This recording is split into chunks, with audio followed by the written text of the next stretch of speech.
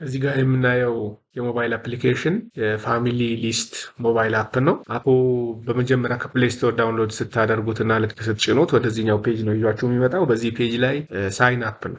ኒው አፕሊኬሽን ዩዘር ሆናችሁ ሬጂስተር የምታደርጉበት ቦታ ነው። ፉል ኔማችሁን፣ ፎን እና ጀንደራችሁን ነው የሚጠይቀው ይሄ አፕሊኬሽን እዚህ መጀመሪያ ላይ። ይሄንን ሞልታችሁ ክሬት ትሉታላችሁ። ይሄ ልክ በቃ ለአፕሊኬሽኑ አንድ የምትመዘገቡበት ነው። አፕሊኬሽኑን አንኢንስቶል በማድረጋችሁ ወይም ደግሞ ቀፎ በቀየራችሁ ምክንያት የሚጠፋ ዩዘር አይደለም። እዚህ ጋር ክሬት የምታደርጉት ፐርማነንት ዩዘር ነው። እንደ አፕሊኬሽኑን ለመጠቀም የምትመዘገቡበት ቦታ ነው። ከዚህ በፊት እንደዚህ አይነት ተመዝግባችሁ አፕሊኬሽኑን አንስቶል አድርጋችሁ መልሳችሁ ብጭኑ አፕዴት ብታደርጉ በየትኛውም ሰዓት ግን የምታደርጉት ዩ ሃቭ ኦልሬዲ አን አካውንት ከዚህ በፊት ተመዝግባችኋል ማለት ነው በዚህ አፕሊኬሽን። ስለዚህ በዛ ሰዓት ሎጊን የሚለውን ትነኩትና ስልካችሁንና ፓስዋርዳችሁን ታስገባላችሁ።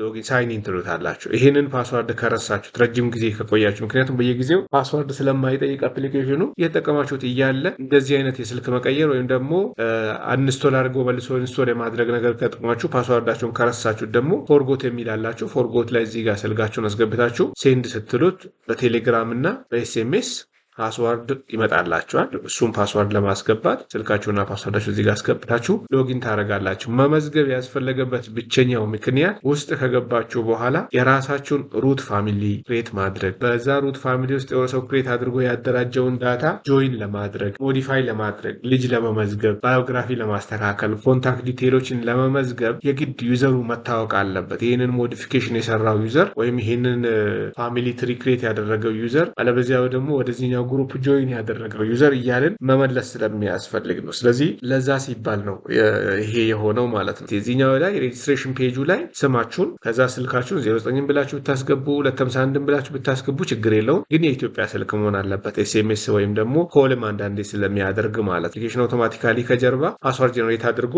በቴሌግራም ዩዘር እና ቴሌግራም ዩዘራችሁ ካለ ደግሞ በኤስኤምኤስ መጀመሪያ ስልኩ እንደሚሰራ ደውሎም ቼክ ሊያደርግ ይችላል። ምስኮል ሊገባላችሁ ይችላል። ግን ከኔ ስልክ ነው 0923 ብሎ ከኔ ስልክ ነው። ሌላ የኦቲፒ መስመር አልተገናኘለትም። ኤስኤምኤስ መላኪያ ማለት ነው። ለአሁን የሚለከው ከራሴ ስልክ ላይ ነው ማለት ነው። ሎጊን ስንል ዩዘር ኔም እና ፓስዋርድ አለን ብያቸዋለን። ወይም ደግሞ ስልካችንን አዜ ፎን እንጠቀመዋለን።